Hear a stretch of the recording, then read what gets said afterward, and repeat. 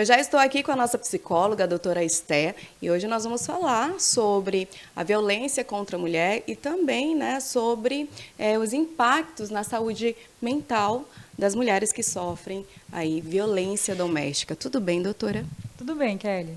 Doutora, a gente já pode começar com a principal pergunta, né, até mesmo para as pessoas em casa poderem entender o que é a violência doméstica.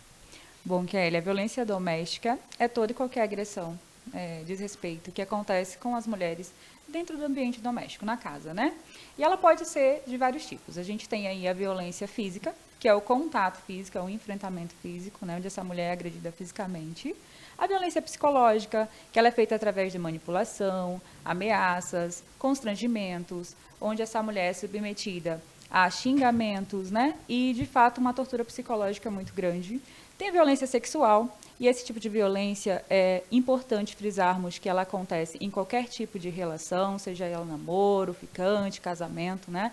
Então, às vezes, as mulheres que estão aí casadas há muito tempo acreditam que não possam ser agredidas sexualmente, não possam sofrer esse tipo de violência, mas elas caracterizam esse tipo de violência por qualquer sexo sem consentimento. Então, a relação sexual sem consentimento, independente do tipo de relação que você esteja, é considerada uma violência sexual.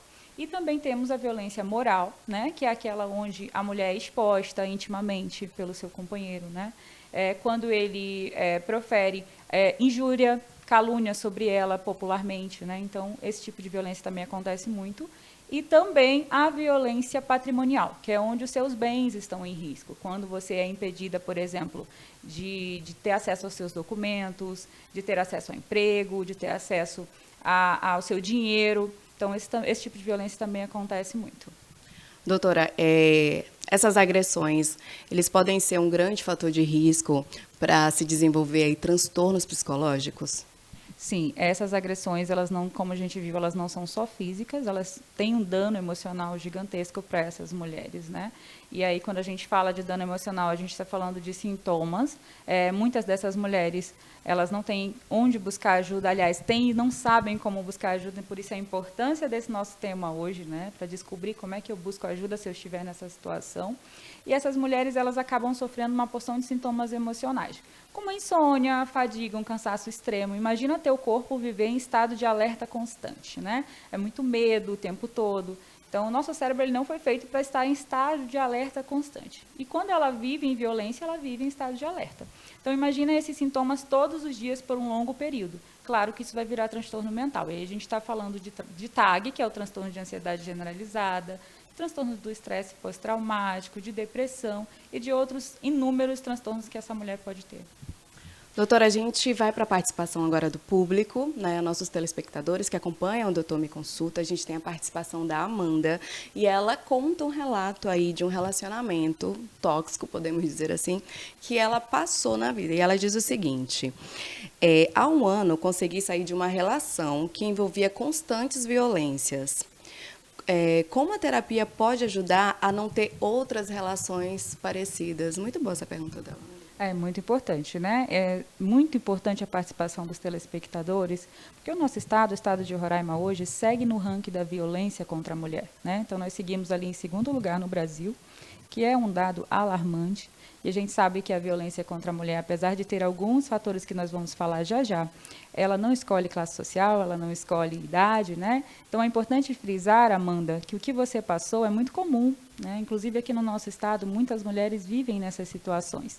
O processo terapêutico ele é um processo de autoconhecimento e de descoberta. Então, você sempre vai aprender mais sobre as suas habilidades. Você vai se reconhecer também em relação a como viver sem essa pessoa. A gente está falando aí de dependência emocional também, né? Porque, infelizmente, muitas mulheres que estão em situação de violência hoje têm dependência emocional.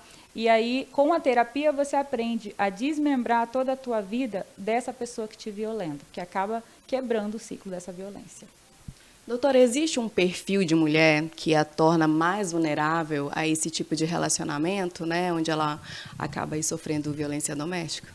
Existe sim, Kelly. Muitos estudos eles apontam que as mulheres que estão em situação financeira dependente desse agressor, elas são um alto índice das mulheres violentadas, né? Então, se eu não tenho um emprego, se eu não tenho condição de sustentar os meus filhos, se eu tiver 2 filhos ou mais, né?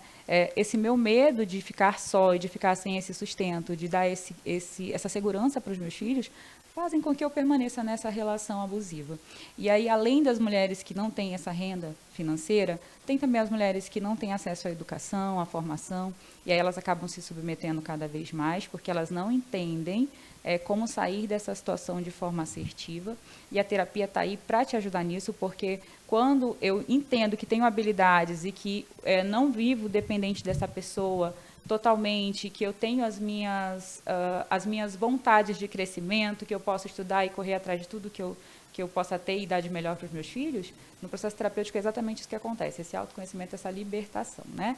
Então, os fatores de risco, segundo os estudos, eles são o desemprego, essa dependência financeira, o enletramento, que é essa pessoa que não tem acesso à educação, né? E muitos filhos. Só que eu ouso dizer que tem um fator principal também, que não escolhe classe social, que é a questão da dependência emocional.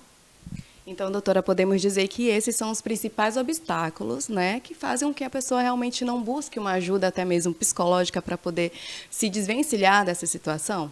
Além disso, Kelly, além de todos esses impedimentos, tem também o medo, né? Então, essa mulher ela tem muito medo de sair dessa relação, porque muitas vezes essa relação ela não é só por ameaças, essa pessoa tenta alguma coisa contra essa mulher ou contra esses filhos, então ela tem muito medo.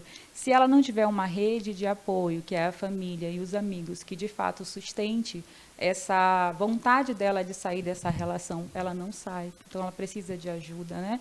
Hoje, quando a gente fala de rede de apoio, é muito importante frisar que aqui em Roraima nós temos uma gigantesca rede de apoio, tanto na área da segurança, com todas as polícias que estão aí para receber você, como também nos centros de referência da mulher, no centro de referência à assistência social, está todo mundo aí para te ajudar. Então, se você tiver acesso a essa rede de apoio, ou se um familiar ou um amigo perceber que essa mulher está sofrendo violência, denuncie. Que você, dando esse suporte a ela, ela consegue sair disso.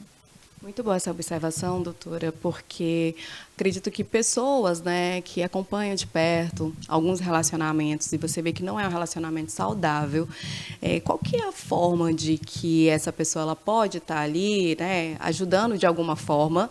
Eu sei que alguns têm até receio de se envolver, de se meter numa relação, né? Tem aquele ditado que fala em relacionamento, ninguém mete a colher. Mas hoje em dia a gente vê tanta atrocidade que eu acho que esse ditado já está ficando um pouco para lá, né? Que é importante sim, porque é uma forma de você estar ajudando aquela pessoa que está gritando socorro de diversas formas e maneiras e não está conseguindo sair. Então, essa questão da rede de apoio, que envolve muito, né? Os amigos, a família, como que eles podem estar auxiliando, talvez até de uma forma indireta? A rede de apoio é fundamental. E o ditado que você falou realmente é um ditado retrógrado que nós ouvíamos, né, dos vovozinhos lá atrás. E a gente sabe que hoje, quando a gente não denuncia, enquanto familiar, enquanto amigo dessa pessoa, e que muitas vezes ela não consegue pedir socorro, né, ela acaba se calando e você só presencia situações de abuso, você precisa denunciar, senão você é um cúmplice dessa violência, né? Então, hoje, existem muitos canais de apoio, como eu falei anteriormente, a gente pode direcionar vocês a qualquer delegacia atende essas demandas, mas existe aqui no estado, em Boa Vista também, delegacia especializada da mulher, né? Para quem não consegue sair de casa, se você é uma mulher em situação de violência, se você é um familiar, você pode denunciar também de forma anônima, sua identidade não vai ser divulgada, né? Então, existe todo o respaldo da lei para que as pessoas, de fato, denunciem, porque senão a gente não quebra esse ciclo de violência. Muitas vezes essa mulher não tem força sozinha. Então, esse familiar e esse amigo precisa dar esse suporte. Doutora, vamos agora para a participação da Milena. E a Milena diz exatamente isso. Como os amigos e familiares podem ajudar, olha só, a mulher a sair de um relacionamento com episódios de violência, né? Na verdade, eu não tinha nem lido ainda a pergunta da Milena, mas, Milena, parabéns. Realmente, isso que é uma dúvida de todo mundo, né? Quem convive, a gente realmente não fica feliz em ver uma pessoa que a gente gosta, sendo da família ou sendo apenas um amigo, mas ninguém, até mesmo um vizinho que você não tem nem tanto contato, mas sabe que, né, ali uma vez ou outra você começa a observar meio que de longe um tipo de relacionamento não muito saudável. A gente não quer ver as pessoas passando por esse tipo de situação. É verdade. E assim, só para frisar, Milena, é Milena, né? Milena, quando a gente joga essa responsabilidade para a família e para amigos não é, pressionando a família e amigos, né? Mas sinalizando que, de fato, é uma pessoa que muitas vezes está em situação de violência e nem percebe que está, né? Então, essa entrevista também é para esclarecer alguns pontos e sinais que a pessoa pode estar passando e você ali viu, percebeu, mas não conseguiu nem sinalizar para ela e ela nem se percebeu enquanto pessoa violentada. E aí, assim, quem é família, quem é amigo? Eu tenho vergonha, por exemplo, de ir a uma delegacia denunciar, né?